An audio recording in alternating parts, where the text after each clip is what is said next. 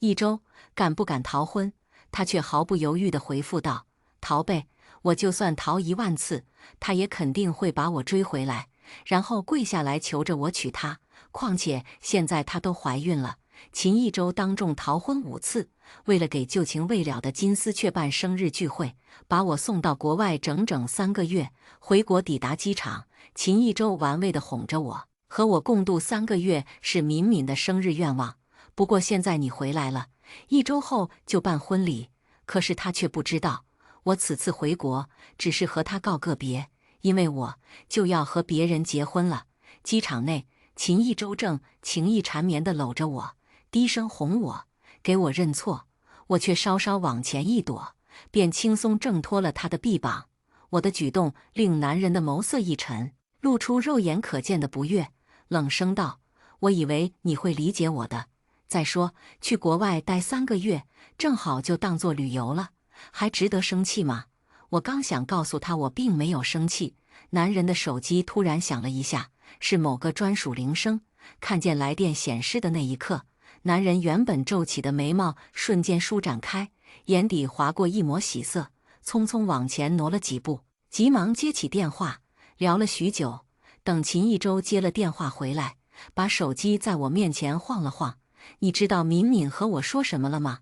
为了给你接风，他特意安排了聚会，这一点你就比不过他。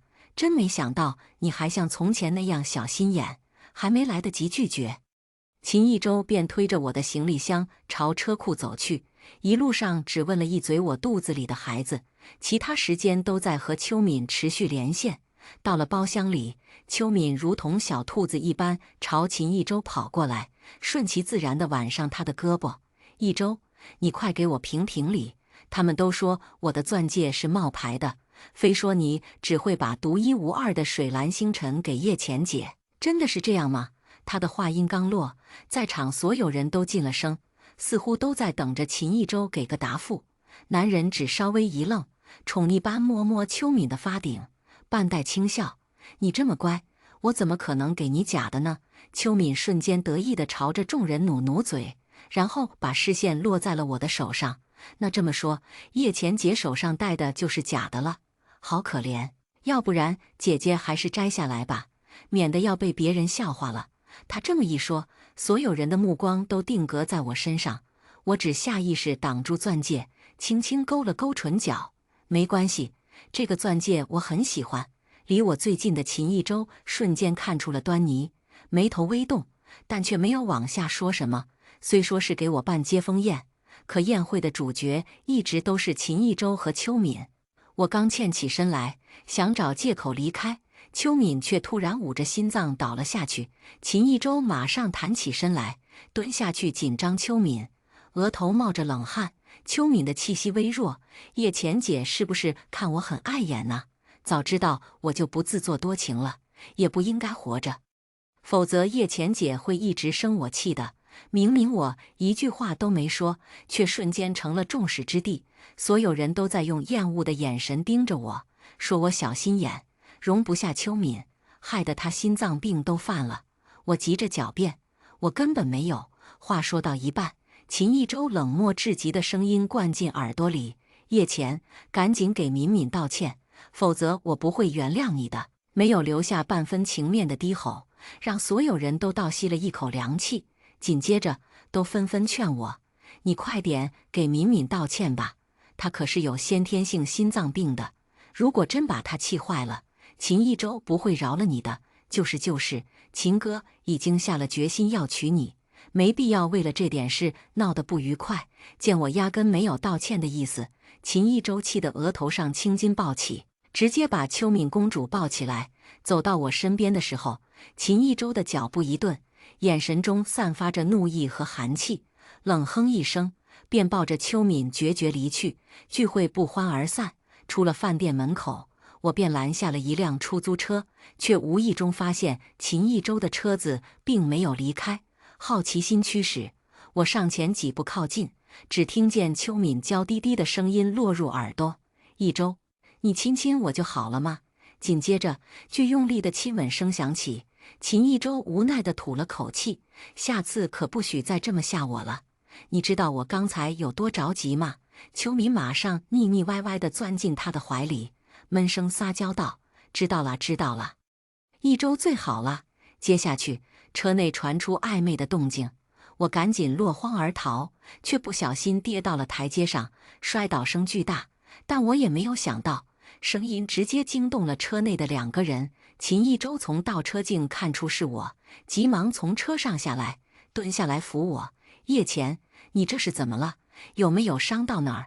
虽然和我无关，但想到他们2个刚才的对话，只觉得胃里翻滚。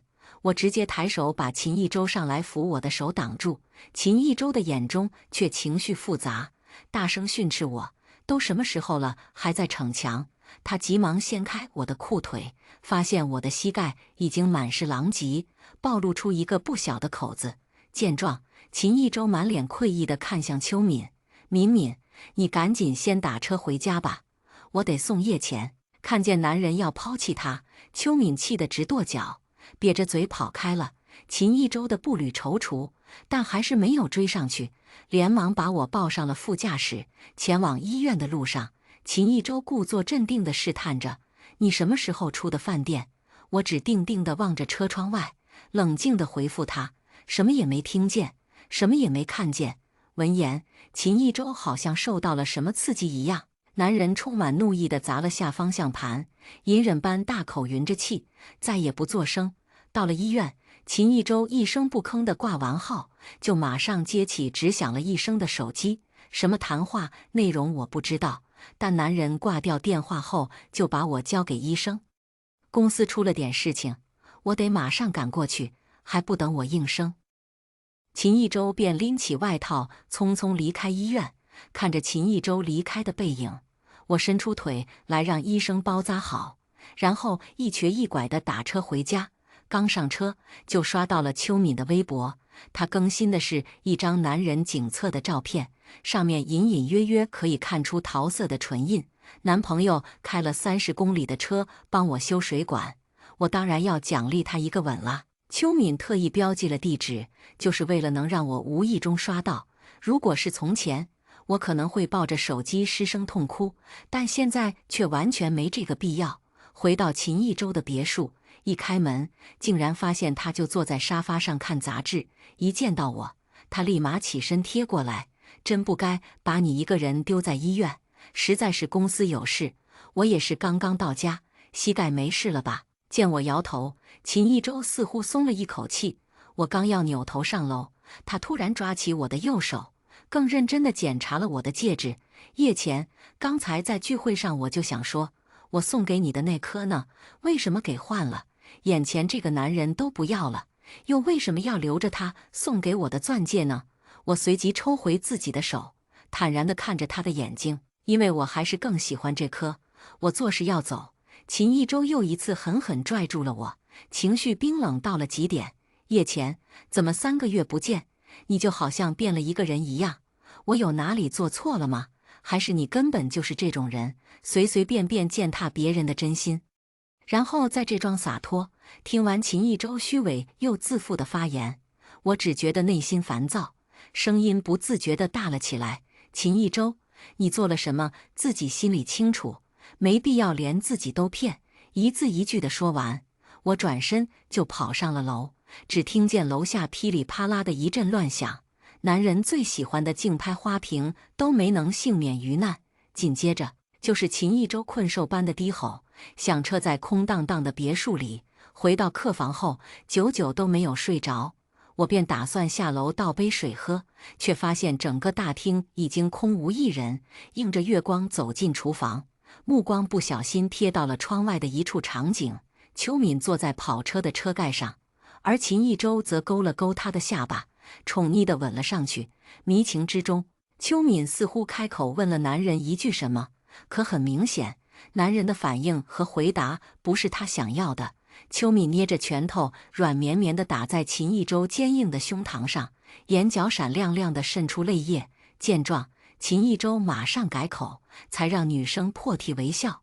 紧接着又是一个吻落了下去，我直接拉上了窗帘，给自己倒了杯水喝掉，便转身上了楼。反正睡不着，索性打开平板设计结婚请柬的款式。晚上的思路很活跃，没到1个小时就已经设计完成，直接到书房打印了出来。打到一半，秦一舟突然推门进来，语调中带着不解和惊讶：“这么晚了还没睡，在书房里干什么呢？”还没等我回答，打印机里的请柬掉了出来，引起了男人的注意。不过正合我意，我直接拿起桌子上的笔，写上了新人的姓名和婚礼时间，转身递给秦一舟：“这是我们的婚礼请柬，给你的。”秦一舟看着我手上的请柬，面色一正，随之发出冷冷的笑声：“叶钱，刚才逞强好胜的是你，现在跟我逼婚的人也是你，你是不是有点太任性了？”随即，秦一舟不可一世地把请柬扔进垃圾桶，安然坐在椅子上。“你说结婚就结婚，把我当成什么了？我要等你自己想明白了，认识到自己的错误了，咱们再办这个婚礼。”看着秦一舟自以为是的样子，我也不再想和他纠缠不清，一声不吭地甩门而去。第二天早上一睁眼，就觉得整个身体都在打摆子，太阳穴也胀胀的。我用尽全身力气到楼下厨房，看到了操作台上的一盘煎蛋，什么也没想，便赶紧抓起来塞进嘴里。可我还没咽下去，我轻飘飘的身子被一股力气拽住，差一点就站不稳。当我睁眼看清时，秦一舟正看着我狼狈的样子，眼神中划过一抹嫌弃：“这煎蛋又不是给你的，你都还没问过我，就自己往嘴里塞，还要用手抓，你看看你成什么样子！”我已经没有任何力气反驳，浑身瘫软地靠在操作台上，眼睁睁看着秦一舟把剩下的煎蛋连同盘子一起扔进了垃圾桶里。在察觉到自己马上要晕过去的时候，我用力地伸出手去扶秦一舟，可他却皱着眉毛，愤然转身离开。我就落魄地坐在原地，等自己恢复了一点精神，便撑起身子打车去了医院。刚进医院门口，直接就撞见了秋敏，他的手紧紧挽着秦一舟的胳膊。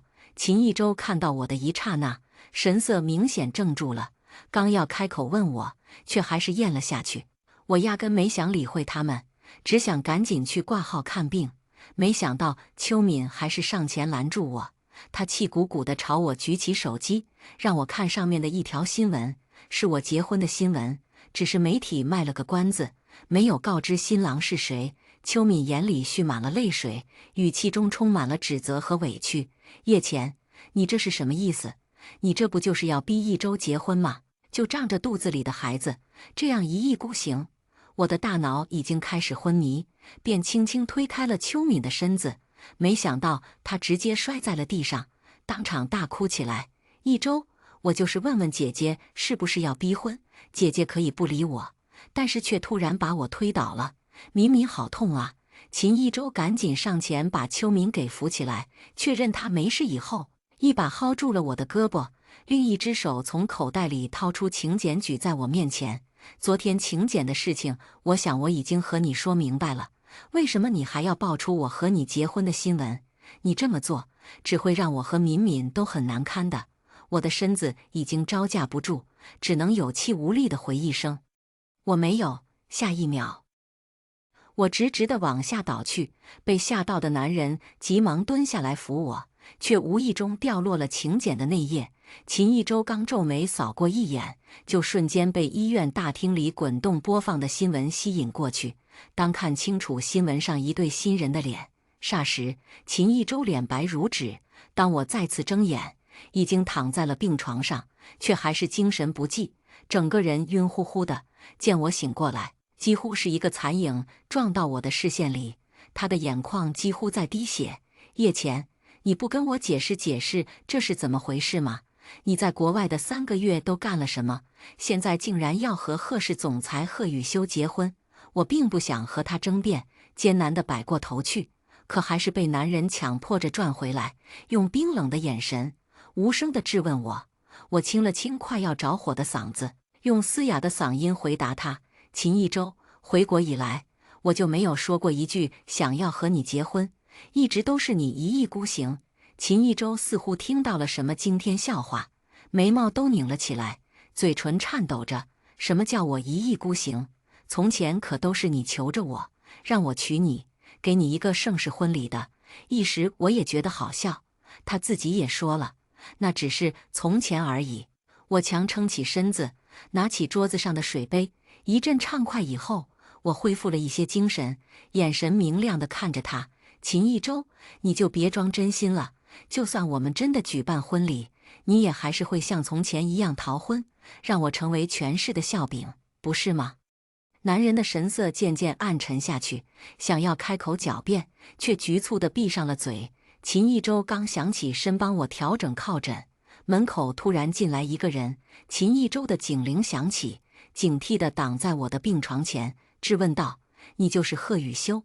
贺雨修看见秦一舟的一瞬间，并没有什么情绪上的起伏，只是扫了他一眼，便过来看我。贺雨修心疼地蹙着眉毛：“叶钱，你要是真照顾不好自己，那我以后可不能放你走了。等我们完婚，你就再也不需要为这种事情伤神了。”我虚弱地扯出笑容，点点头。可听到这话的秦一舟彻底疯了，一把揪过贺雨修的衣领，愤懑地注视着他。完婚，我才是叶钱的未婚夫，他是一定要和我结婚的。你不要再做梦了。贺雨修回头看了我一眼，并没有提出2选1的游戏，因为他知道我的真实心意。他冷哼一声：“叶钱是不会嫁给你这种混蛋的。你难道真的忍心叶钱成为所有人眼中的傻子吗？别天真了。”秦一舟已经完全被惹怒，挽着白衬衫的小臂上布满青筋，浑身颤抖。男人紧紧咬着牙，举起了拳头，刚要下手，却直接被门口进来的几个保镖压制住。“你们放开我！”贺雨修只立起一根手指来放在唇间，比划了一个虚的手势。紧接着，秦一舟直接被拖走，整个医院走廊里都是他对我的呼喊声：“叶钱，我一定会让你嫁给我的，我一定会的。”叶钱半天恢复平静，贺雨修赶紧去问医生，说我只是发烧了，肚子里的孩子也无碍。休养之后，便拉着我试婚纱，去已经准备好的婚礼现场彩排。但要紧的，双方亲朋好友都会到场，彼此寒暄。我刚要给贺老爷子敬酒，门外突然闯进来一个身影，浑身散发着怒意：“叶钱，你别嫁给他好不好？”贺雨修家世可以说在全市排第1，贺老爷子也是传闻中的狠角色。看见有人砸场子，脸色突然一变，俨然没有刚才和蔼的态度。“这是我贺家的场子，你是谁？”贺雨修倒没有丝毫紧张，连忙上前去给贺老爷子介绍，使眼色表明秦一舟不是什么了不起的人物。不过现场的气氛没有丝毫放松，所有人都在猜测着即将会发生什么。秦一舟还是给自己保留了颜面，发现贺家、叶家的长辈都在，稍微收敛了一些。他上前几步给关键的长辈问候，语气中带着隐忍和怒气：“我今天到这里来，就是想要把叶钱带走。她一直都是我的未婚妻，我不能让贺雨修娶了她。”贺老爷子刚要发怒，我妈直接按住了他的胳膊，走上前来面对秦一舟：“我们小钱已经和雨修订婚了，你这么说就是太无理了。况且你之前好几次在婚礼上逃婚，把婚姻当成儿戏，你让我怎么把小钱放心的交给你？”秦一舟刚想开口解释，但发现自己百口莫辩，语气瞬间软了下来：“伯母，我知道从前是我做的不对，可是这次我压根就没想逃婚，我是真的想娶叶钱的。”贺老爷子也是个暴脾气，直接上来一巴掌扇在了秦一舟的脸上，瞬间留下个巴掌印。这一巴掌是叫你懂规矩，水准你怎么贸然来抢婚的？讲完，直接抬手叫门口的保镖进来。秦一舟瞬间反应过来，扑通一声跪在了我妈的面前，眼眶都是红着的：“伯母，这次我是真心的，您一定要让我娶叶钱，我肯定不会再逃婚了。伯母，我求你！”就连我妈都开始变得烦躁，压根没有理他，回头坐到椅子上缓气。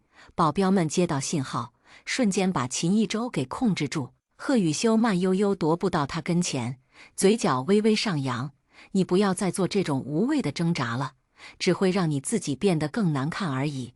紧接着，他一个眼神示意，保镖们马上就把秦一舟给拖走。虽然刚才现场的气氛有些冷，但是随着几个长辈举杯痛饮，氛围也渐渐活跃起来。我在嘈杂的环境里扯了扯贺雨修的衣角，面带愧意地看着他。我也没想到他会来，真是让你们家人都看了笑话。贺雨修低笑一声，轻轻刮了一下我的鼻子，宠溺地笑道：“我爸久经沙场，什么事没见过？放心吧，别太在意。”我微微点了头。虽然这场彩排不是正式婚礼，但大家也畅谈许久。结束的时候，天已经黑了。贺雨修把外套披在我身上，扶着我出了饭店的大门。可在大门口的石阶上，半趴着一个人影。走近一看，原来是秦一舟。他的嘴角全都是血，但是眼神里的倔强依旧，丝毫没有褪去。秦一舟一看见我，慌忙从地上爬起来，要上来拉住我，却直接被贺雨修给挡住，居高临下地俯视着他。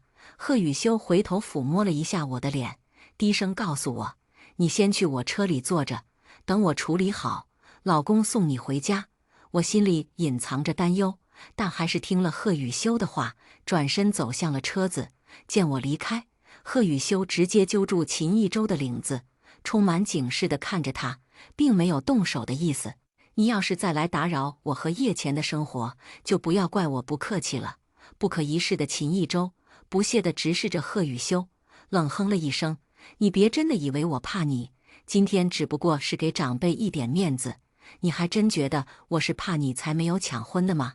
你也太小瞧我秦一舟了。”话音刚落，贺雨修的拳头瞬间落在了秦一舟的脸上，根本不给他反应的机会。秦一舟即刻倒地，用力支撑着自己的身子，才颤颤巍巍地站起来。他用舌头舔了舔嘴角上的血迹，带着几分自得和戏谑：“你打死我，我也不会把叶钱让给你的。”贺雨修也没有多说话，3、4个拳头硬生生砸了下去。这下让秦一舟彻底爬不起来了。贺雨修似乎丧失了最后一点耐心，朝着保镖使了个眼色，保镖纷纷上来揍秦一舟，而贺雨修不再多看一眼，径直朝着车子走过来。开门上车，男人吐了口气，系上了安全带，偏头看我的那一刻，表情瞬间变得柔和了起来，紧紧地攥着我的手：“叶钱，只要有我在，我不会让你受半点委屈的。”我脸色一红，笑着点了点头。正式的婚礼将至，其实我也还是紧张的。其实从前秦一舟的屡次逃婚，已经给带来了一些阴影，生怕还会遭受抛弃。但是贺雨修不同，他似乎察觉到了我的不安，时时刻刻都陪在我身边。就连我妈都说，贺雨修不会做出那种事情来的。婚礼后台，我对着镜子仔细检查自己的妆容，引来伴娘和化妆师的纷纷赞叹。化妆间热闹一片，可门却被突然推开，秦一舟气喘吁吁地站在我的面前。我瞬间警惕地站起身来，朝后退了几步，警告道：“今天是我和贺雨修结婚的日子，你休想要捣乱。”秦一舟根本没有理会我说的话，几步上前，做事要来拽我，却被几个伴娘给挡住。“今天是小钱的好日子，你可千万别犯傻。”秦一舟冷冷地瞪着伴娘，然后面朝向我，眼中带着乞求：“叶钱，咱们2个将近10年的感情，难道说结束就结束了吗？我这些天怎么想都不相信。只要你现在愿意跟我走，我马上就会筹备婚礼，让你风风光光地嫁进贺家，绝对不会有逃婚那样的事情发生了。”看着眼前执迷不悟的秦一舟，我只觉得好笑又无语。难道都到这个时候了，他还在认为我们2个之间的问题在于逃婚吗？我语调冷漠地回答：“我们2个已经结束了，不在于逃婚，也不在于秋敏，只是单纯的讨厌你了。你赶紧走吧，否则我要报警了。”可秦一舟非但没有要离开的意思，脚步甚至越来越靠近我。他眼中的情绪复杂，注视我的时候，似乎闪过一抹希望。“叶钱，才3个月，你是不可能爱上贺雨修那个家伙的。你不要一时被蒙蔽了双眼，你以后一定会后悔的。”秦一舟的语气顿了顿，接着说道：“我跟你保证，以后秋敏绝对不会出现在我们的生活里。从前我只是想让你吃醋罢了，现在我知道错了。”我一步步走上前，抬手便扇了他一个巴掌，试图让他清醒起来。而此时，后台的工作人员进来让我候场，可能是贺雨修的意思。几个保镖同时进来替我挡住秦一舟，这才让我没有任何顾虑的一路走到台上，跟贺雨修会合。他紧紧地握着我的手，眼神一刻都没有从我身上移开，许是察觉到我的紧张情绪。贺雨修一直搂着我的腰，给我提供能量。别怕，有老公在呢。我就这样跟着他一点点按照流程走下去。现场所有的亲友都满怀欣慰地看着我们这一对，特别是贺老爷子，一直都是乐呵呵的，完全没有了严肃的模样。可是当我和贺雨修刚要交换婚戒的时候，秦一舟竟然直接冲到了台上，现场一片哗然，引来了众人议论。贺雨修眸色一冷，迅速挡在了我的身前，皱着眉毛跟秦一舟对峙。之前你怎么闹我都算包容你了，但是今天绝对不行，否则我会让你后悔的。秦一舟似乎已经失常，直接从西装口袋里掏出一个丝绒的盒子，打开是一枚钻戒。他满眼深情地看着我，激动的嘴唇都在颤抖。叶钱，之前我送你的那颗水蓝星辰才是真的，是世界上独一无二的一颗钻石，我没有骗你。不过现在你扔了也好，弄丢了也好，都没有关系，这颗永恒之梦也是独一无二的，你就再给我一次机会吧，好不好？叶钱，我只垂眸瞥了一眼他手上拿的钻石戒指，只觉得让人嗤之以鼻。我上前一步，紧紧地搂着贺雨修，冷漠地看向秦一舟。永恒之梦只不过是一场永远都醒不过来的梦而已，就像现在的你一样，也只是在做梦。秦先生，我和我老公现在在结婚，如果你没办法给我们祝福，那就只能请你离开了。此时，台下的贺老爷子也坐不住了，亲自跑上台来，抓住秦一舟就不放手，几拳就把秦一舟打得爬不起来。我刚要上去制止，害怕老爷子会受伤，可是贺雨修陡然拉住我，笑着摇了摇头。我爸一直都在练拳击，就秦一舟这点本事，对老爷子根本没什么挑战性。没几下，秦一舟直接被打到昏迷过去，老爷子便招呼了几个保安，把他抬着扔出饭店。一切恢复正常，我和贺雨修才交换了戒指，顺利地完成了婚礼。只是刚出饭店，好久没见的秋敏直接朝我扑了过来，虽然穿着高跟鞋，但是还好有贺雨修给我挡着，没有伤到我分毫。秋敏气急败坏地直跺脚，对着我歇斯底里道：“你究竟给一舟灌了什么迷魂汤？自从你要跟贺雨修结婚，他就彻底不理我了。你有必要这么害我吗？”我瞬间就笑了，我怎么可能会为了渣男贱女费心思，根本就是浪费时间。贺雨修想要上去收拾秋敏，我却按住了他的手，独自上前去面向秋敏：“邱小姐，你们两个的事情我一点都不想掺和。如果你真的爱秦一舟，就把他看好，不要让他来打扰我的生活。”秋敏似乎已经疯癫了，不由分说的要上来打我，我却直接扬起手给了他一巴掌，接着又是一巴掌，一直打到他消停为止。秋敏彻底愣在原地，恶狠狠咬着下唇，捂住自己的左脸。此刻，刚才被打到昏迷的秦一舟闻声赶来，一瘸一拐地站在我们面前。秋敏马上喜笑颜开，好像抓住了救命稻草一般，起身挽住秦一舟的胳膊，开始告状：“一舟，这个贱女人竟然敢打我！”我的脸都红了，哥哥赶紧替我去收拾收拾她呀！快！秋敏的话还没说完，又一个巨响无比的巴掌落在她的脸上。这下秋敏才算是老实了，她泪眼婆娑地望着面无表情的秦一舟，怎么也想不明白，昔日对她温柔体贴的男人，竟然会下手打她。秋敏绝望地颤抖着双唇，大眼睛扑闪扑闪地望着秦一舟：“一舟，你真的会为了这个女人打我？可是你以前明明对我那么好的呀！难道都是假的吗？秋敏真的是赌错了。一个会背叛交往将近10年女朋友的男人，当然也会背叛一个昔日的金丝雀。秋敏的话完全被秦一舟忽略，他颤颤巍巍地朝我走近，好像讨赏一般开口：“叶浅，现在你放心了吧？我是不会再为了秋敏动心的，我只会爱你一个人。从前对她好，只是为了让你吃醋，我怎么可能会喜欢一个爱钱的金丝雀呢？”这番话对于我来说平淡至极。可是落在秋敏的耳朵里，却激起巨大的波澜。秋敏不可置信地听完真相，一步步朝后退，差一点就站不稳。一舟，你说的这些都是真的？他的话瞬间引来了秦一舟的不耐烦，皱着眉毛转头看他，像看一只小猫小狗。那你以为呢？你觉得我会喜欢你？那也太可笑了吧！可秦一舟的话音刚落，秋敏没有丝毫征兆地朝后倒了下去，瞬间失去了意识。秋敏本来就有先天性心脏病，这些突然受到了巨大刺激，肯定是承受不住的。可是现场几个人面面相觑，根本没有人想要给秋敏叫救护车。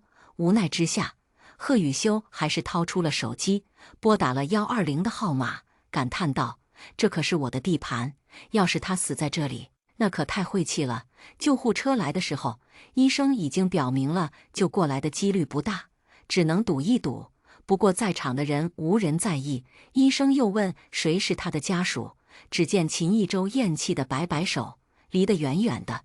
最后，医护人员只能先把秋敏带走，再联系家属商量其他的事情。一切处理妥当，我便挽着贺雨修往车库那边走。秦一舟却一下子拦住了我们的去路。但是已经没有了昔日的意气风发，他的语调淡淡的：“我知道咱们不可能回到过去了，但是我只想让你知道，只要你以后遇到什么危险，我都会来帮你的。”我身边的贺雨修只冷笑一声，随即牵起我的手来，炫耀道：“我自己的老婆，我自己疼，用不着你这个外人操心，还是担心你自己吧。咱们走。”夜前，我挽着贺雨修走在前面。而秦一舟就像是秋风里的雕像，凄凉又没有半点活力，就那样静静地处在原地。我笑盈盈地靠着贺雨修：“老公，今天带我去吃火锅好不好？你儿子想吃了。”男人只宠溺地刮了一下我的鼻子，无可奈何地摇摇头：“究竟是你想吃，还是儿子想吃啊？真是拿你这个小馋猫没办法。不过说好了，不许吃太辣的东西。而且1个月只能吃1次，好不好？”我超级用力的点头，然后老老实实的系上了安全带，出发去吃火锅。一路上，我问贺雨修，刚才他跟秦一舟说的话是什么意思？为什么要让他关心自己？贺雨修无所谓的耸耸肩膀，说道：“几次抢婚，秦一舟的脸面可算是被他自己给丢尽了。但是对于公司总裁来说，影响最大的还是公司股市。我看呢，不跌到底才怪呢。”正如贺雨修所说，当天晚上新闻热搜上都被秦一舟霸了屏。股市一跌到底，所有股东成员都在嚷着卸任秦一舟的总裁一职，选取新一任的总裁。不过，秦一舟好像并不在意自己的职位，整日痴心于酒精和烟草。出入灯红酒绿的场所，整个人的精神一落千丈。后来还听说，秦一舟竟然在一次酗酒过后，开着车跑到马路上横冲直撞，不仅撞残了一个路人，还撞碎了一些公共设施，被交警当场抓获。不出所料，秦一舟因为醉驾的罪名，被判了有期徒刑，关进了监狱里。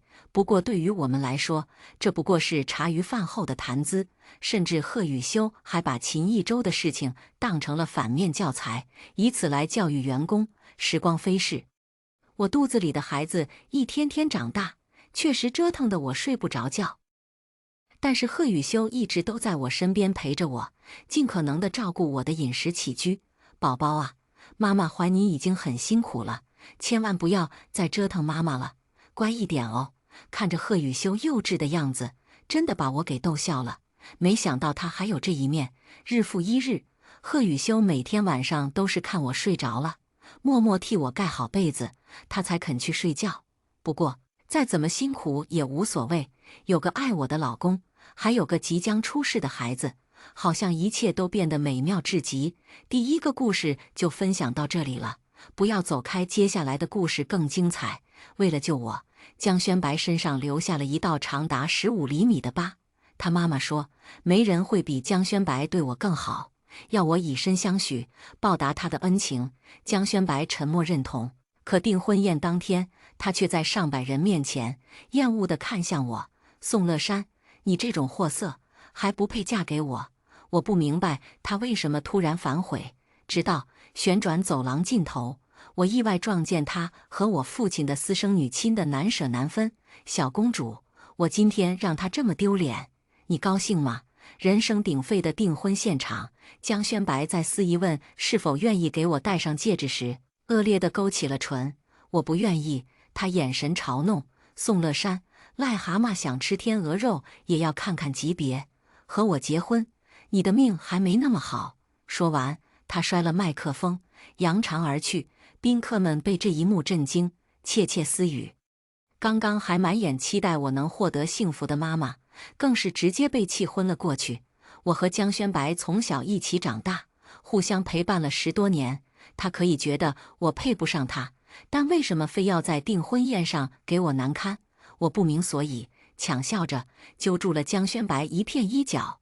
江轩白，这个玩笑一点都不好笑，你别这样。江轩白离开的脚步却没因此稍稍放慢，哪怕1秒。宋乐山，除了赖着我，你还会干什么？我都说了不要你，你没自尊心吗？说完，江轩白掰开我的手指，大步离开。宾客们见状，纷纷交头接耳。我还以为他们是两情相悦，原来一直是宋乐山死皮赖脸。嗨，宋乐山他妈当年不就是这么和妹妹抢的男人？有这样的妈，女儿能是什么好的？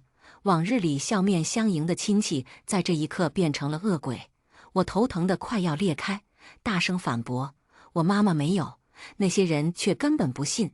我不知道自己做错了什么，把妈妈送上救护车后，神情恍惚地返回宴会厅拿钱和手机，却在旋转走廊的尽头，意外听到了江轩白低词宠溺的声音：“黎黎，你真性感。宋乐山那土妞，连接吻都不会，比不上你半根脚趾。”我探头看去，江轩白身上穿着我熬了2个星期亲手为他设计的订婚服，食指却在黎黎腰身暧昧的摩挲。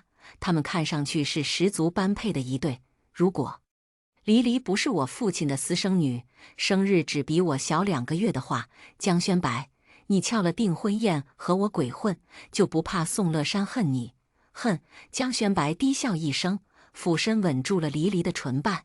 比起他的恨，我更怕他爱我。他那种货色，我不想和他扯上一点关系。听着江轩白嫌弃的嗓音，我想立刻走掉，但偏偏双脚惯了牵式的难以动弹。这些年，黎黎和我上同一个幼儿园，同一个小学，同一个初中，理直气壮地抢走了我所有朋友。因为他，我不止一次地在江轩白面前落泪。江轩白，会不会有一天，他也会把你抢走？当时，江轩白心疼地看着我的红眼圈，发誓永远不会。可此刻，他们的接吻声清晰地传进我耳里，我因此觉得心脏绞痛，嘴唇动了动，想叫江轩白的名字。在那之前，江轩白先一步将手伸进了黎黎的裙摆。小公主，我今天让她这么丢脸，你高兴吗？江轩白嗓音宠溺，为了讨好黎黎，不惜献祭我的尊严。我整个人如遭雷击，还没反应过来，黎黎就突然喊了我的名字：宋乐山，你还要站在那多久？江轩白顺着他的目光回头，视线在看到我的那一秒，浓眉猛地皱了起来。我以为他被我发现和黎黎在一起，至少会有一丝心虚，但昏黄的灯光下，我只看见了他脸上的厌恨。宋乐山，你还真是阴魂不散。为了黎黎，江轩白刻薄的不可思议。我的眼泪无知觉掉落，抬腿想走，黎黎的声音又再次响了起来：宋乐山，从今以后，江轩白就是你姐夫了。你要是还知道什么叫羞耻，以后别再往他身上贴了。李李眼神得意的警告。他身侧，江轩白沉默不语，但明显对黎黎的话充满赞同。我身上还穿着和江轩白配对的订婚礼服，可对峙间，我却早已成了彻头彻尾的笑话。苦涩笑了下，我转身离开。妈妈身体孱弱，今日江轩白在那么多人面前逃婚，她气急攻心，在医院缓了很久才睁开眼。乐山，轩白他为什么突然悔婚？看着椅子上垂头丧气的我，妈妈心疼的眼泪止不住的流。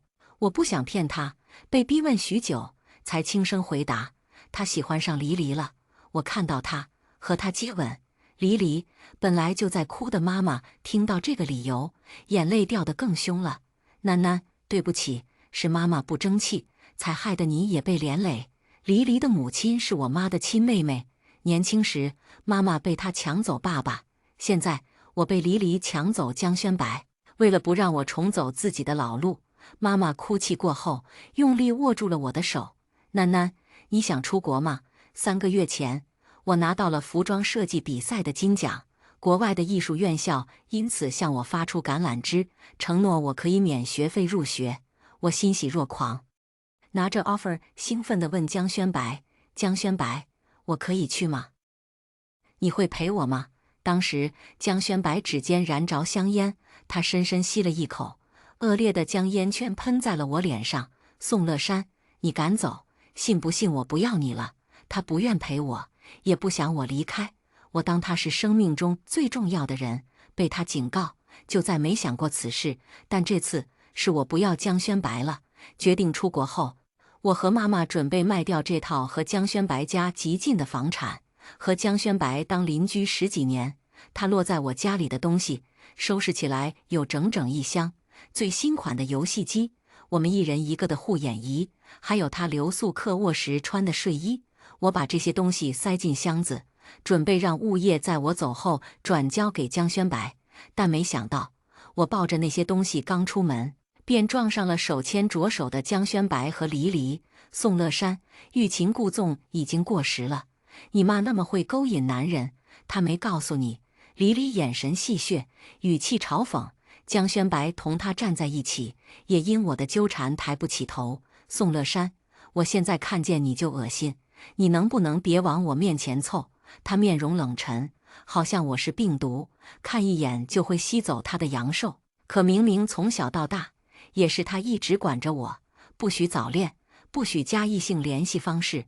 我没想纠缠你，你也不配。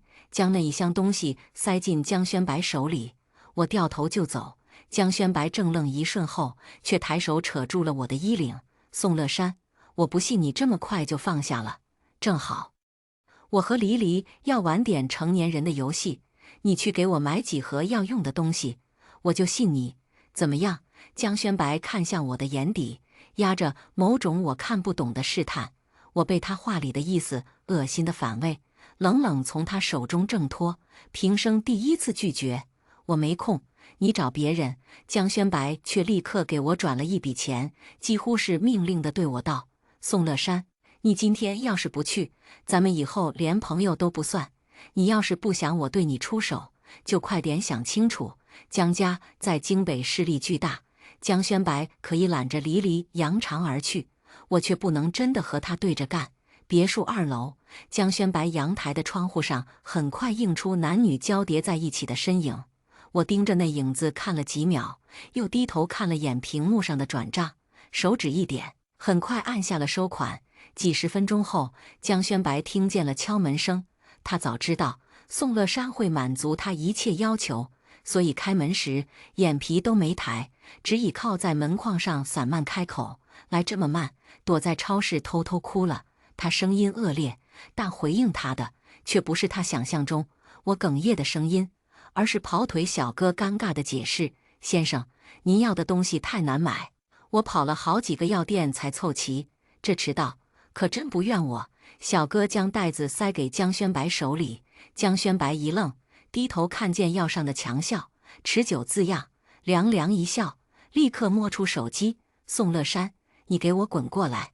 消息发送，屏幕上弹出了一个红色感叹号，向来对他予取予求、软绵绵的，好像没脾气的宋乐山，把他删了。这一刻，江轩白隐隐察觉到了某种失控，他下意识想出门找我，但在他走出院子之前，黎黎拦住了他。轩白，宋乐山他妈是第三者，怎么调教、勾引男人，他从小耳濡目染，你现在去找他，不就是中了他的计？江轩白离去的动作因此僵住。这一刻，他想到了母亲发现被父亲背叛时流下的泪。他恨第三者，更不可能喜欢插足者的女儿。宋乐山想对他欲擒故纵，那他就等着失望吧。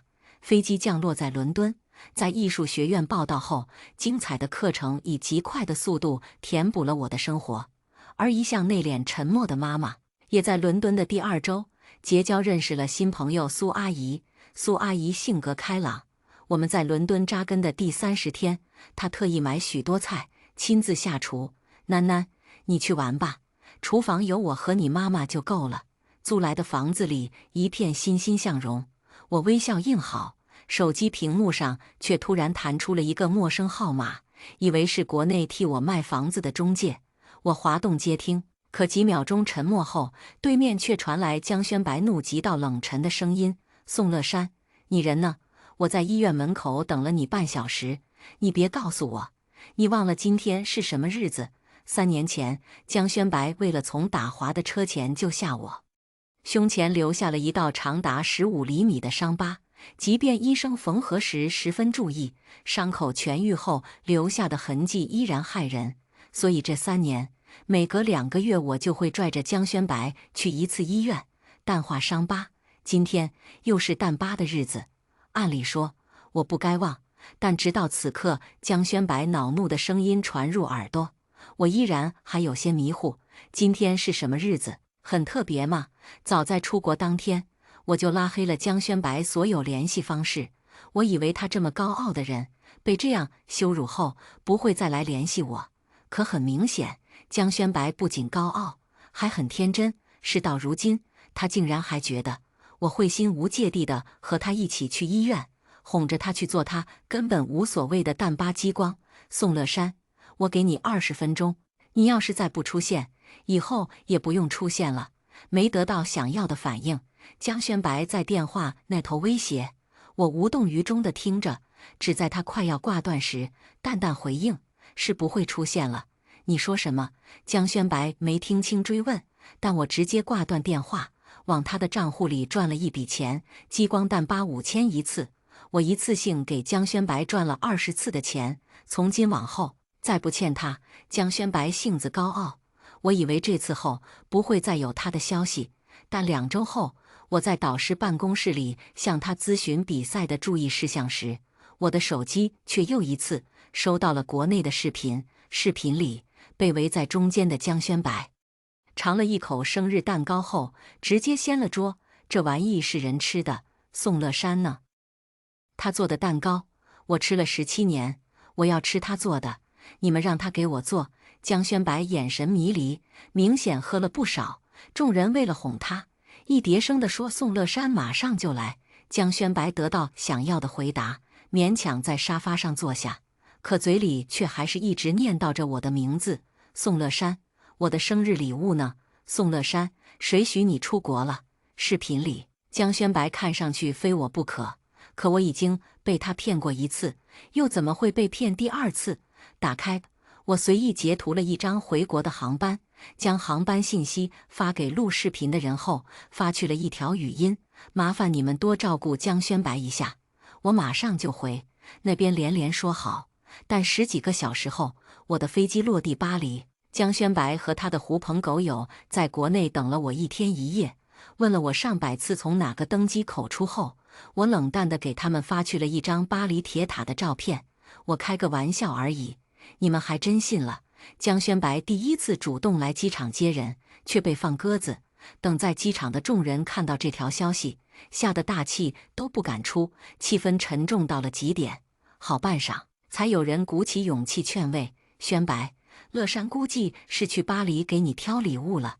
每年他送的礼物都是最精彩，要不咱们再等等。”他一定会回来的。是啊，宣白，你们从小一起长大，就算闹别扭，也是打断骨头连着筋。乐山是女孩面子薄，实在不行，你就飞去法国轰轰呗。众人你一言我一语，可江宣白始终双拳紧握地盯着航站楼。这是宋乐山第一次错过我生日，自从他们认识起，这是宋乐山第一次错过他生日。导师推荐我参加的服装设计大赛，设计师可以在主办方提供的模特里自由选择。我喜欢东方的面孔和神韵，所以直接越过前面3排模特，来到了第4排。这次设计大赛的主题是男人和女人，我想在东方的含蓄里寻找一些张力，因此一目十行，视线在模特的五官上飞速跳跃，直到我的手腕被人拉住。宋乐山，选我！低沉熟悉的声音扎得我耳朵一麻。我抬眼朝声音看去，进入视线的是一张英俊到积极冲击力的脸。顾燕时，看清来人，我瞳仁一缩，难以置信道：“你怎么在这？”顾燕时是江宣白的大学校友，是真真正正的豪门独子。我不确定他什么时候有了当兼职模特的兴趣。想到每次和他见面时，顾燕时阴鸷冷漠的神情，我下意识想避开他走。顾燕时却根本不给我机会，直接拉着我锯掉了另一位设计师的橄榄枝。抱歉，我有主了。他说着，往我身边靠近一步，竟是不管我愿意与否，直接将自己绑在了我身上。顾燕时身高腿长，冷白的皮肤配上浓重到几乎妖气的英俊，确实是我心中模特的最佳人选。但我望向他，只感到满心疲惫。顾先生，我不想再和江宣白有一点牵扯。如果你此行是为了替他传话，亦或者替他教训我，我恳请你不要那么无聊。我时间宝贵，不想再浪费在垃圾身上。一股儿脑说完，我挣开顾燕时的桎梏想走。向来对我冷淡的顾燕时却眉眼弯弯，第一次笑着看我。宋乐山，你说的这些我记住了，我说的你也记一下。宋大设计师，我想当你的模特，你给我一次机会，我保证不让你失望，好不好？我不想和江宣白有关的人再扯上一点关系，但顾燕时就像狗皮膏药，我拒绝了无数次，最终还是被他软磨硬泡，溜进了模特团队。月底，比赛正式开始，我花了2周，顺利从上百名设计师中脱颖而出，晋级到半决赛。顾燕时作为我模特团队的备选，没衣服要试，但还是在法国待足了2个星期。我顺利晋级后，他在设计室门口拦住我：“宋大设计，我请你吃火锅，好不好？”顾燕时那个圈子，时间比金钱更宝贵。我心里知道，他没必要为了江宣白和我纠缠这么久，但除了江宣白，我也实在想不出他在我左右的理由。思忖片刻，我微微点头，想着在饭桌上试探他1、2，但香辣滚烫的火锅端上来，我立刻忘了正事，吃了正2周的白人饭，我无知无觉地瘦了8、9斤。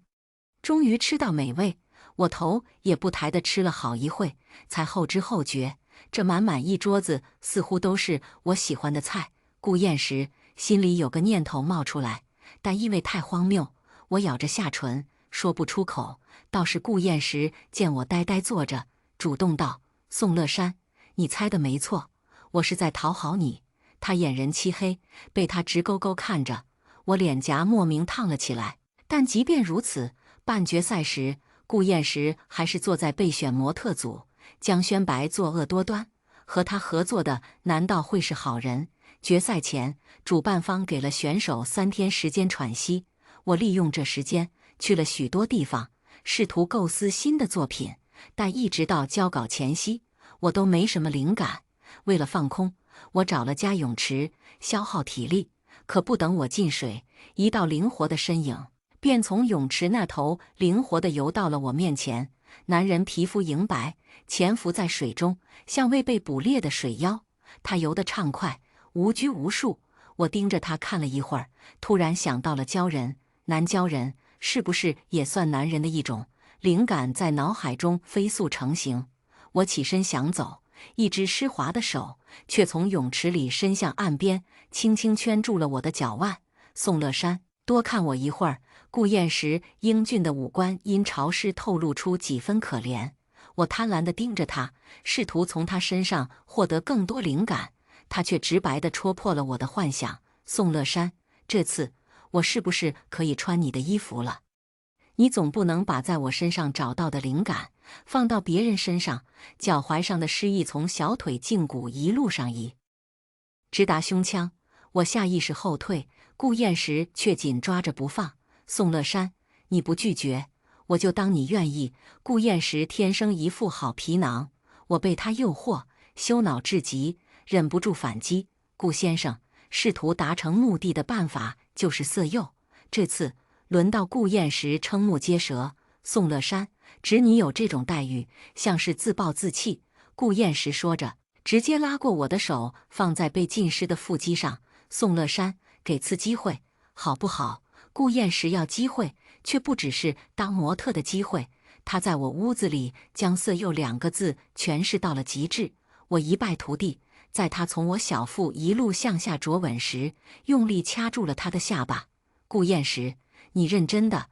顾燕时沉默望向我眼底，好半晌才道：宋乐山，大学开学，你送江轩白来寝室那天，我就认真了。是你一直看不到我。宋乐山，你欠我好多年。顾燕时坦诚的不可思议。我回想那场荒谬的订婚宴，那天是顾燕时第一次缺席我和江轩白共同出席的场合，他的暗恋苦涩持久。我干咽了下，却仍是不解。顾燕时，你喜欢我什么？这次换顾燕时疑惑。宋乐山，你难道不知道自己多漂亮？顾燕时又笑。你漂亮，善良，有才华。宋乐山，你值得所有爱，不需要理由。顾燕时说服了我。于是决赛当天，他终于穿上了我为他量身定做的交人服。宋乐山，喜欢我这样吗？没有设计师不喜欢他的缪斯。我望着他，微微点头。看上去游刃有余的顾燕时却立刻红了耳朵。宋乐山，你犯规。我不知道我们之间谁更过分，但当顾燕时穿着交人服走到舞台上时，全场爆发的掌声却让我明白，我赢了，再一次拿下服装设计的大奖。我欣喜万分，在庆功宴上多喝了几杯，脚下有些飘飘然时，收到了妈妈打来的电话。电话里，她语气严肃地问：囡囡，黎彦海最近有没有找过你？黎彦海是我的生父，可这么多年，我只见过他几面，其中一次是我7岁那年被误诊为癌症。当时，黎彦海在京市最豪华的酒店为黎黎举办生日宴会。那时，妈妈为了凑我的医药费，一天打3份工。我不舍得他那么辛苦，一个人孤零零的在大雪天找到黎彦海，惨兮兮的求他：爸爸，我病了，你能不能给我一点钱？我面黄肌瘦。屋内，黎黎穿着公主裙，满脸骄纵。两相对比，黎彦海随意地把手里一沓红钞票丢给酒店泊车的小哥，却没给我1分。哪来的野孩子？快滚！黎彦海从没善待过我，可我和母亲离开京北后，他却卑微地追了过来。乐山，当年是爸爸错了，爸爸不该抛弃你和你妈，不该见异思迁。只要你能原谅爸爸，爸爸什么都愿意做。时隔多年，黎黎 X 满脸悔恨地堵在门口，恨不得双膝跪地求原谅。可我看着他浮肿的五官，以及手背上挡都挡不住的针孔，却敏锐地察觉到了不对。李总，咱们这么多年都没交集，以后也不必再有。我这个野孩子不配当你女儿。说完，我用力关门。黎彦海却不死心地将门板拍得啪啪响。淑华，你求求乐山，我是他爸爸，他不能这么狠心啊！我以为妈妈会心软，可我朝他看去，妈妈也是满脸决绝。乐山，鳄鱼的眼泪不值钱，你别被他骗了。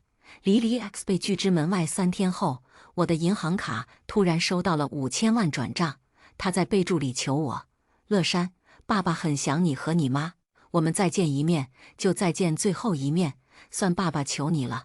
我觉得黎黎 X 很可笑，懒得理会。黎黎却在1日清晨堵在了我教室门口。贱人，你到底给江轩白灌了什么迷药？为什么他和爸爸现在都向着你？他尖利的指甲不停在我眼前挥动，只差一点就要划破我的角膜。我下意识闪躲，他却不依不饶地撕扯我的衣服。宋乐山，你个婊子！我要让所有人都看清你的真面目！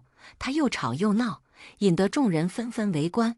我忍无可忍，在他又一句贱人尚未出口时，一巴掌扇在了他脸上。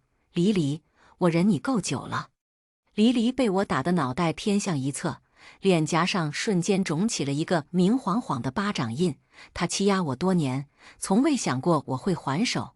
他被我打愣，眼眶充血地瞪我片刻，目光突然望向我的身后。轩白，你看他自己做错了事，凭什么打我？黎黎的眼泪说来就来，刚刚还恨不得将我撕成碎片，一眨眼又变得楚楚可怜。我没回头，站在原地，静静等江轩白找我麻烦。可意料外的，江轩白将我从头看到尾，说的第一句竟是：“乐山，你瘦了。”江轩白很奇怪，我追在他身后，非他不可时，他弃我如敝履，挖空心思想甩掉我。可我有了自己的生活，自己过得很好，他却又满脸怀念地看着我。乐山，跟我回国吧。黎黎 X 的东西是黎黎的，你把那些还他，以后我们还可以像以前一样。我不理解江轩白哪来的自信，觉得我还会听他的话。我看垃圾似的看他半晌，冷笑出声：“江轩白，我凭什么听你的？你算我的谁呀？”我语气带刺。江轩白愣了半晌，不仅没恼，反而认命似的叹息：“宋乐山，只要你愿意回国，我可以重新考虑娶你。”我离开后，江轩白的生活变得很奇怪。做好的早饭不再会神奇地出现在他卧室，他不忙时想玩游戏，2个手柄的另一只却失去了主人。江轩白后知后觉，我很重要，而他对我太坏，我一直在被迁怒。我确实是第三者的女儿，但并不是我母亲插足在他父母之间，他应该谅解我。江轩白想通了，屈尊降贵，主动来找我。可面对他的妥协，我只看傻子似的看他。快滚！我不认识你们。我让安保将2人赶走，找了个时间和顾燕时一起去了趟巴黎圣母院。自从开始接触设计，我就一直想来这里看看。江轩白说我一个人在国外太危险，他有空会陪我来。但1年、2年，巴黎圣母院被烧毁又重建。我急切又期待地询问江轩白什么时候出发，他总是不耐地说：“下次。”这样简单的2个字，敷衍了我几千个日日夜夜。可现在，我不想等了。身处这座让我魂牵梦萦的建筑之中，我心情激动又畅快。直到一旁的女孩红着脸走到我面前：“姐姐，你是宋乐山设计师吗？我看了你的比赛视频，很喜欢你的设计，可以和你们合影吗？”他忐忑询问。我怕顾燕时身份不便，正要拒绝，顾燕时却先点了头：“可以。”他饶有兴致地让女孩给我们拍了几张合影，很快就将照片发到了朋友圈。我对此一无所知，直到手机疯狂地震动：“宋乐山，你怎么可以和别人一起去巴黎圣母院？”电话那头，江轩白崩溃质问：“他不懂我们的约定，我为什么轻易和别人共赴？就像我不理解他已经逃了订婚宴，为什么又要频频回头，在和谁打电话？”顾燕时看热闹不嫌事大，主动对着听筒发问。我觉得他幼稚，但因为懒得应付江轩白，也就直接将电话塞进了他手里。江轩白在那头嗓音冒火：“顾燕时，我当你是朋友，你怎么能抢我的人？”顾燕时冷呲，同样毫不客气：“你的人，你们结婚了，还是正经恋爱了？”江轩白，你没这个福气，别硬蹭。顾燕时占有欲极强，回程路上，他当着我的面要求助理对付江轩白，我在一旁听着，没什么表情。于是顾燕时抢了江轩白几千万合同还不够，还要苦着脸问我：“宋乐山，你不会觉得我心机很深吧？你知道的，我都是有原因的。不过，如果你不愿意这样，我也会听话的。他又摆出小狗的表情。我被美色诱惑，最终还是没能说得出责怪的话。你随便，江轩白早就和我无关了。江轩白的公司被顾燕时疯狂针对，没时间来烦我。黎彦海反而因为一直骚扰妈妈，被忍无可忍的妈妈曝光了当年的所作所为。当年妈妈和黎彦海恋爱3年后，为了商量婚事，将他带回了家。可黎 X 却在醉酒后看中了嫁妆更多、更受外婆宠爱的宋书。宋书是我妈的亲妹妹，却因比我妈晚出生3分钟，习惯了抢走我妈的一切。她见我妈重视黎彦海，当夜便将男人拐上了床。而黎彦海为了宋书的嫁妆，半推半就，很快就放弃妈妈，将宋书娶回了家。妈妈因此大受打击，躲在出租房里不肯见人。等她终于感觉到身体不适，去医院检查，才发现肚子里已经有了我。而那时，宋书已经和黎 X 领了证，她什么都没做错，却成了第三者。这些年，碍于外婆的阻拦，妈妈对外没诋毁过黎 X 和宋书一句。但黎彦海突然的悔悟和纠缠，让她忍无可忍。在苏阿姨的鼓励下，妈妈选择将这一切告诉记者。黎彦海一直以为妈妈对他旧情难忘，突然被决绝地插了一刀，尿毒症晚期，急需换肾的身体当场病倒，人还没回国，尸体就在飞机上凉透了。我对黎 X 没感情，但他为了说服我换肾给他，特意将遗产全留给我和妈妈，所以我还是出席了他的葬礼。黎彦海葬礼现场，江轩白穿着一身黑西装，但面上没有一丝伤感，即便黎拉着他袖子，在一旁哭得眼眶绯红，他的目光仍直落在我身上。乐山，那些报道是真的吗？我们认识这么多年，你为什么从没和我说过你的身世？乐山，我们现在没有阻碍了，我也可以不介意你出轨顾燕时，我们重启婚礼吧。这一刻，江轩白眼神柔软，好像又变回了那个愿意为我付出生命的男人。可皱眉看他半晌，才迟来的明白了他的意思。阻碍？江轩白，你真是疯子！年初，江轩白母亲因为发现江轩白父亲在外有私生女，陷入了重度抑郁。他们结婚30年，江轩白父亲出轨了20年。江轩白母亲得知真相后，和他争吵厮打，最终决定离婚。我听闻这个消息后，问江轩白有没有需要我帮忙的地方。当时江轩白冷眼看我，语气恶劣至极：“你能帮什么忙？少往他眼前凑。感情这事确实不是旁人能劝的。”当时我以为江轩白是想让江母自己静静，所以听话的没去打扰。可就在刚刚，我突然明白江轩白的意思。你一个私生女能帮被背叛的原配什么忙？少往他眼前凑，给他添堵，这才是江轩白想表达的意思。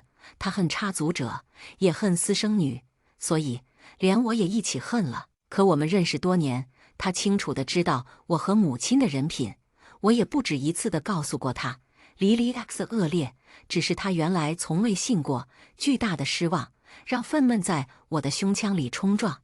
我感觉自己应该说些什么，但迎上江轩白目光，我只扬手，重重扇了他一耳光。江轩白，你就是个孬种，出轨的是你爸，你不去折磨他，怪他，反而迁怒在我身上，你算什么男人？别让我再看见你，否则我见你一次打你一次。黎彦海遗产丰厚，我托人将那些房子和车变卖后，将一部分钱转给了妈妈，让她随意挥霍。黎母女想争，但遗嘱上白纸黑字，没他们的份。他们气得恨不得杀了我，最终也只能生生咽下这口气。没了江轩白庇护，曾经受黎欺负的人，在我的组织下收集证据，将他告上了法庭。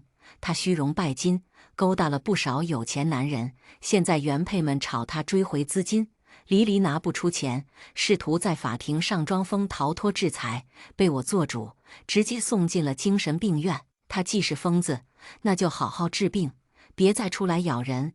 唯一的女儿被关，宋叔跪在我妈面前，连抽了自己20多个耳光，求她原谅。但经年委屈，让我妈彻底看透了他。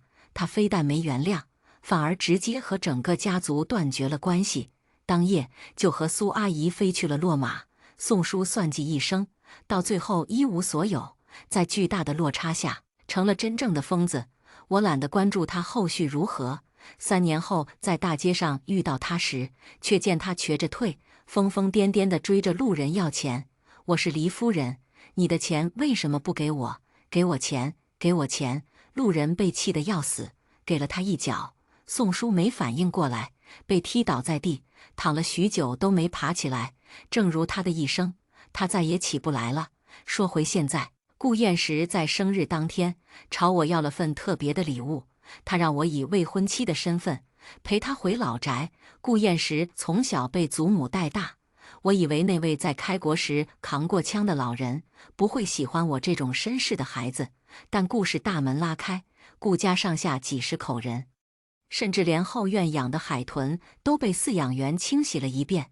好孩子，快进来！顾燕石的祖母慈爱地将我上下看了一遍，随即将一个祖母绿的翡翠手镯套在了我腕上。乐山，这些年你受苦了，以后祖母护着你。要是这臭小子敢欺负你，你就来和祖母说，祖母打他。顾燕石在我面前一直耐心专注，像静待主人命令的罗威纳。我觉得他不会欺负我，可当天夜里，顾燕石就从客卧溜进来，将我死死压倒在了他从小睡到大的床上。宋乐山，我要名分。顾忌着是在他在家里，我不敢出声，难耐地在他肩膀上咬下一排牙印后，终于在凌晨时松口。可以先订婚，服装设计的奖杯我才拿了2座，我不可能为了顾燕石不去征战。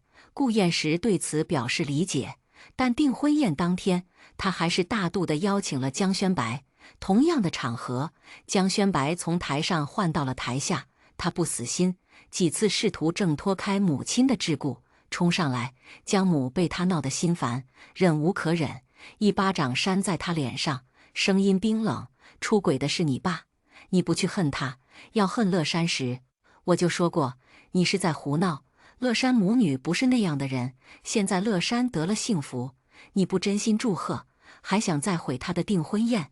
江宣白，我不是这样教你做人的。江宣白眼眶猩红，那样骄傲的人，第一次在人前掉了眼泪。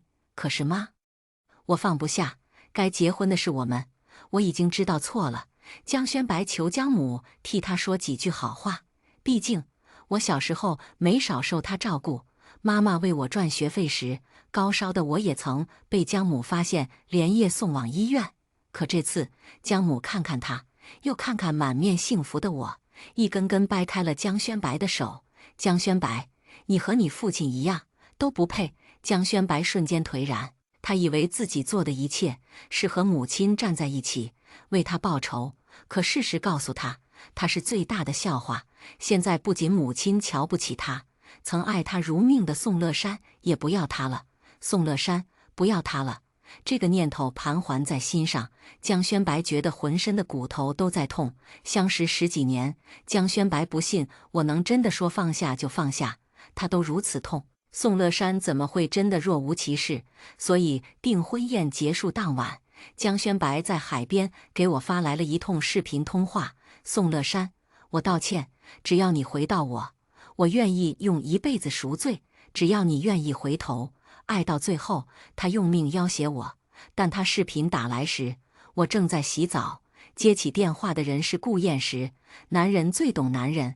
顾燕石看着江宣白身后翻涌的海，嗤笑一声，态度很是不屑。你这么爱自己的人，舍得去死？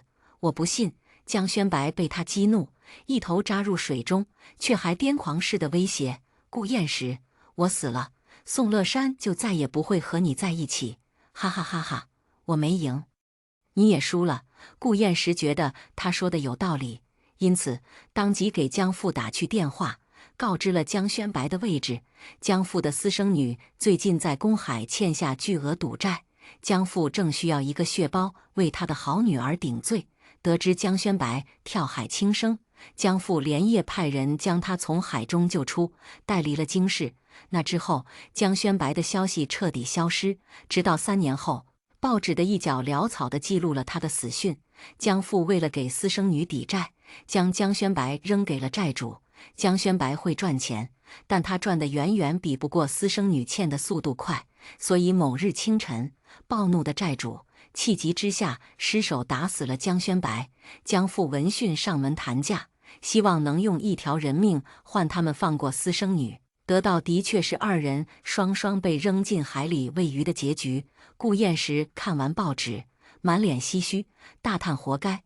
我沉默不语，心里却和他想的一样，辜负真心，眼盲心瞎。江宣白确实活该得此结局。今天的故事就分享到这里了。如果您喜欢这个视频，请为我点个赞和订阅。如果您有任何建议，都可以在评论区留言告诉我。我们下期视频再见。